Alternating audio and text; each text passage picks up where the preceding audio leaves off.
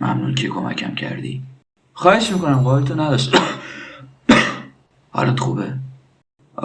آره فقط یه زمزمه هایی میشنوم. چه زمزمه هایی؟ یه آهنگ. این آهنگ خیلی آشناست. این آهنگ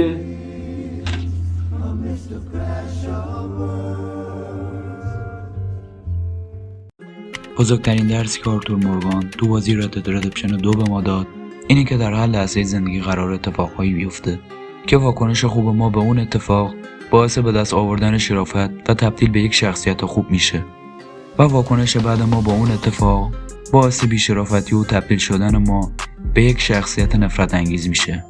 همیشه یادت باشه شروع صبح ما تا پایان شبش پر از این اتفاق هاست که این بستگی به ما داره که نسبت به این اتفاقها چگونه واکنش نشون بدیم که شرافت به دست بیاریم و به عنوان یه فرد خوب تو کنج خاطرات همه کسایی که ما رو میشناسن به یاد آورده بشیم، یا اینکه وقتی دیگه تو این دنیا نبودیم کسایی که ما رو میشناسن و توی جمعی از ما یاد میکنن زمزمه‌هایی از این که چقدر آدم پست و نفرت انگیزی بودیم بر لب سر بدن و بگن همون بهتر که همچین آدم کثافتی مرد.